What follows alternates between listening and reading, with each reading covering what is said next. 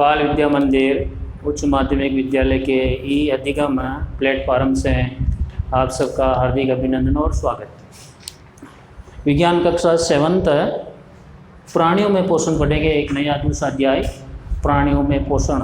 इससे पहले हमने पोषण के बारे में पढ़ा, पादपों के पोषण में, कि पेड़ पौधे अपना पोषण या भोजन किस प्रकार करते हैं।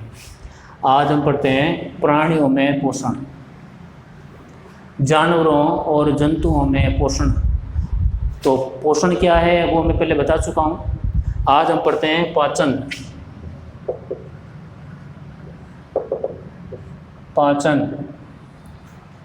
पाचन की क्रिया, भोजन के पचने की क्रिया।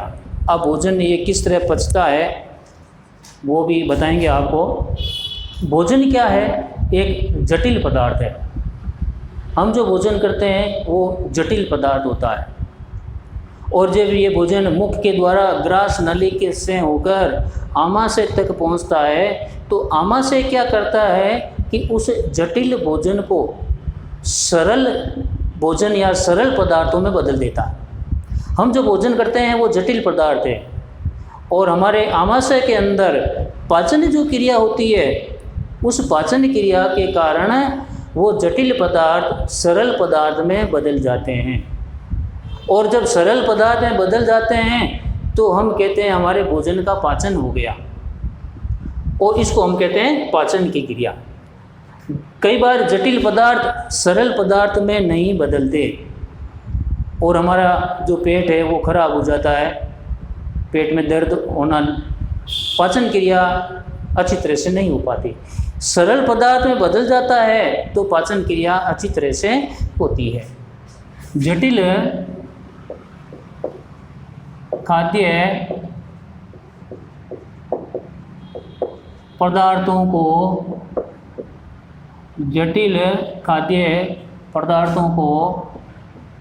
सरल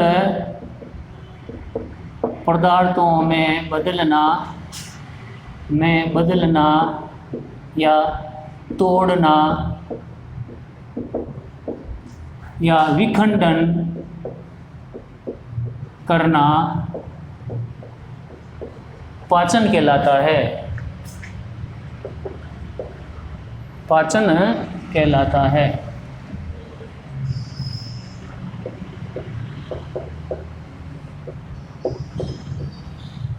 यदि ये जटिल पदार्थ आमाशय के अंदर, पेट के अंदर सरल पदार्थों में नहीं बदलेंगे तो हमारा पाचन भोजन का नहीं होगा। भोजन का पाचन हो गया इसका मतलब वो जटिल पदार्थ सरल पदार्थ में बदल गए।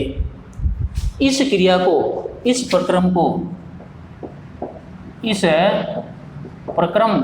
या क्रिया को भोजन का पाचन कहते हैं। भोजन का पाचन कहते हैं।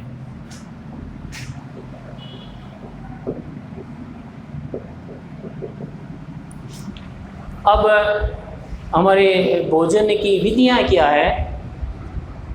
खाद्य या भोजन अंतः ग्रहण करते हैं, भोजन को अंदर लेना अंतः ग्रहण है।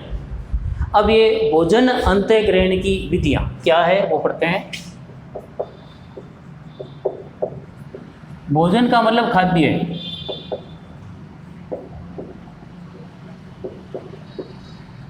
अंतः ग्रहण की विधियां।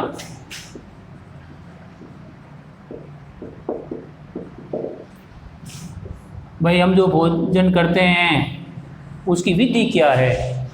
कौन से जंतु जानवर किस विधि से भोजन करते हैं? आपने सुना होगा कि अजगर जो है वो अपना भोजन निगलता है, मानव अपना भोजन चबाता है। मानव अपना भोजन चबाता है। चबाना, निगलना ये अंतः ग्रहण की विधियां हैं, भोजन को अंदर लेने की विधियां हैं। और भी बहुत सारी है। कुछ शिशु अपनी माता का दूध पीते हैं, वो चूषण विधि है, यानी वो भी एक भोजन अंतःग्रहण की विधि है। कुछ पकड़ते हैं उसको खाते हैं, कुछ भोजन को काट कर खाते हैं, भोजन का वेदन करते हैं। ये काटना भी भोजन की विधि है, अंतःग्रहण की विधियां हैं। तो क्या क्या विधियां हैं वो मैं यहाँ पर लिखता हूँ। तो जीवों में भोजन अंत्यग्रहण की विधियां अलग अलग है।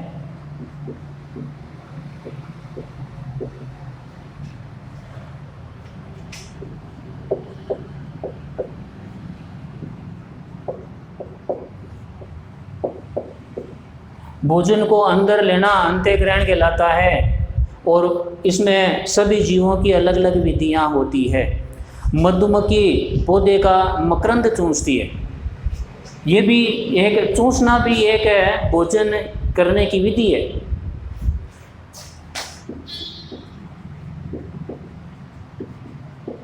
मधुमक्खी पौधों का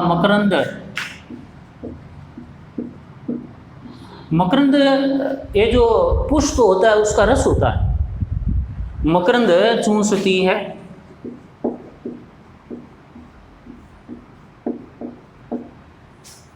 ये चूषण विधि कहलाती है। मानव और कुछ जंतु अपनी माता का दूध पीते हैं। मानव और जंतु के जो शिशु होते हैं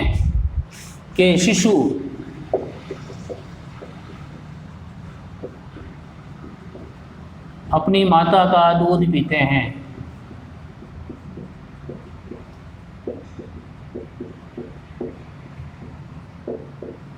ये चूषण विधि है, ये भोजन अंतर्ग्रहण करने की चूषण विधि कहलाती है।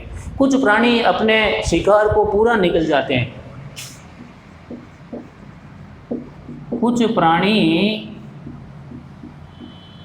अपने शिकार को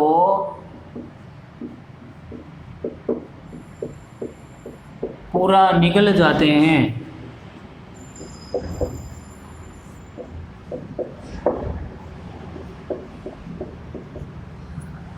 पूरा निगलने के बाद में फिर वो जटिल से सरल पदार्थों में बदलता है। पाचन क्रिया फिर बाद में होती है। ये जैसे जैसे अपने शिकार को पूरा निगल जाते हैं। ये भी निगलना भी एक भोजन करने की विधि है। जलीय प्राणी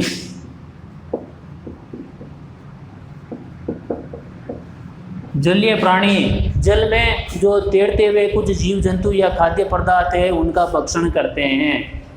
जलीय प्राणी तैरते हुए जीव यानी खाद्य जीव जो तैर रहे हैं पानी के अंदर, दूसरे जो पानी के जानवर है उनको खाते हैं, उनका भक्षण करते हैं, जीव का भक्षण करते हैं।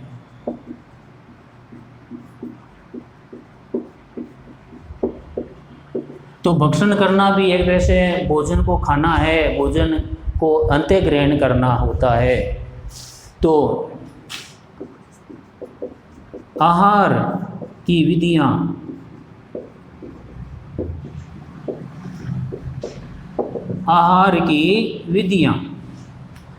आहार का मतलब भोजन करने, अंत्यग्रहण की विधियां यानी आहार की विधियां।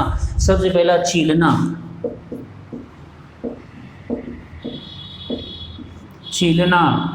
दूसरी विधि आती है चबाना,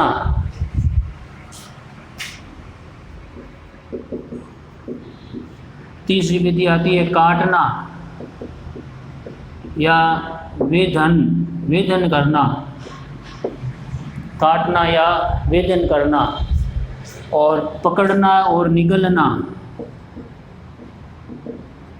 पकड़ना और उसके बाद में निगलना।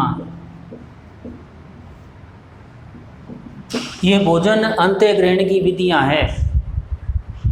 सैंफनी, बिंदु नंबर 6 आता है स्पंजी और चूषण। स्पंजी और अंतिम आता है चूषण विधि। ये भोजन अंतःग्रहण की विधियाँ हैं जो आप अपने नोटबुक में इन सब पूरे सूचनाओं को, जानकारी को लिखना। अब हम पढ़ते हैं मानव में पाचन।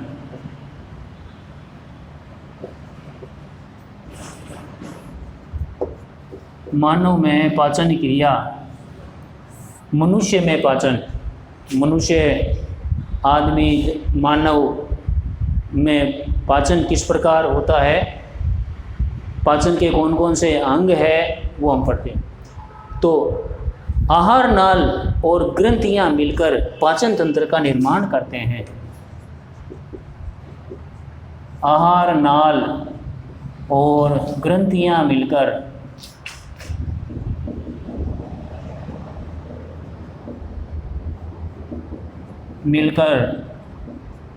पाचन तंत्र का निर्माण करते हैं।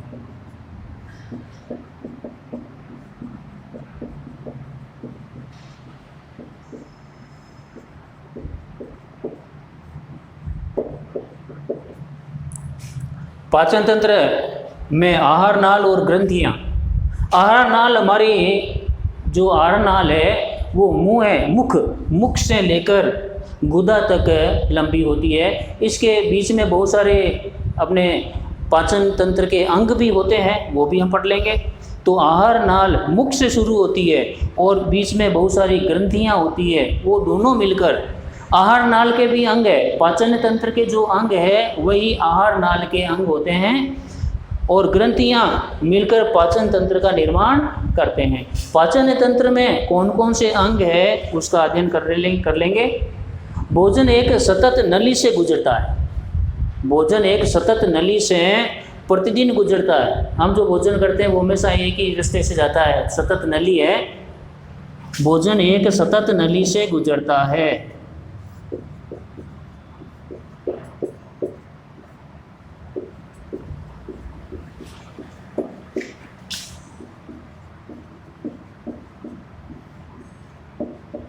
इस सतत नली में बहुत सारे पाचन तंत्र के अंग भी आते हैं। भोजन एक सतत नली से गुजरता है जो मुख गुहिका से प्रारंभ होकर, जो मुख गुहिका से प्रारंभ होकर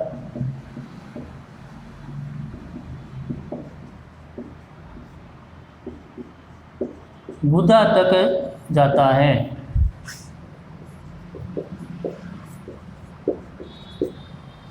जो मुख गुहिका से प्रारंभ होकर गुदा तक जाता है। यानी पाचन तंत्र मुख गुहिका से शुरू होता है और अंतिम जो पाचन तंत्र का जो अंग है वो गुदा है, या जिसको मल द्वार कहते हैं। तो आप मानो के कौन कौन से पाचन तंत्र के अंग है मैं यहाँ पर लिखवा रहा हूँ। पाचन तंत्र के अंग, पाचन तंत्र के अंग। मनुष्य का जो पाचन तंत्र है उसमें कौन कौन से अंग होते हैं। सबसे पहला होता है मुख गुहिका। मुख गुहिका, इस मुख गुहिका के अंदर दांत होते हैं हमारे, और हम भोजन को यहाँ पर चबाते हैं। चबाने के बाद में ये ग्रास नली में जाता है।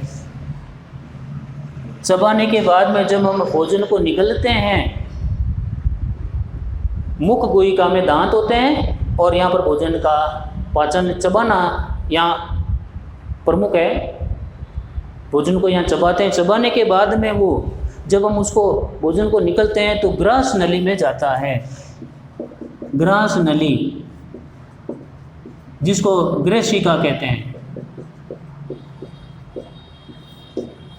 ग्रास नली यह हमारे गले के पास नीचे से शुरू होती है, आमाशय तक ग्रास नली है। ग्रास नली में जाता है। ग्रास नली के बाद में हमारा जो पाचन तंत्र आता है वो है आमाशय। क्या है? आमाशय। आमाशय में वो भोजन पहुंचता है। आमाशय की दीवारों में कुछ रस स्रावित होते हैं। वो रस क्या करते हैं, इस भोजन को सरल पदार्थों में बदलते हैं। हमारे पाचन की जो मुख्य क्रिया है वो आमाशय में ही होती है। आमाशय में ही भोजन का पाचन मुख्य रूप से होता है। आमाशय के बाद में आती है छोटी आंत, क्षुद्रांत्र। क्षुद्रांत्र, छोटी आंत।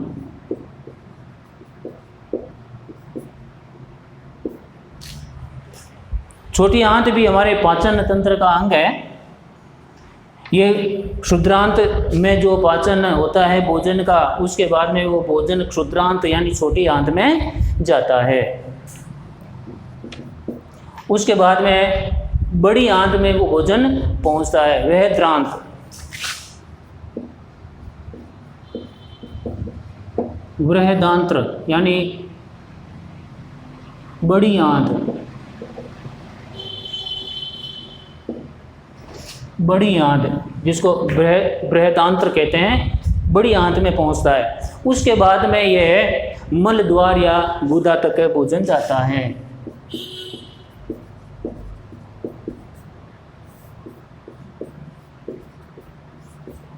मल द्वार या गुदा के द्वारा जो भोजन का अवशिष्ट पदार्थ होता है उसको हम निष्कासित करते हैं, त्याग कर देते हैं। इस तरह हमारे यहाँ शरीर में पाचन तंत्र के जो अंग है, इन अंगों को हम विस्तार से आगे वीडियो में अच्छी तरह से पढ़ेंगे। तो बच्चों, आप घर पर सुरक्षित रहें। धन्यवाद।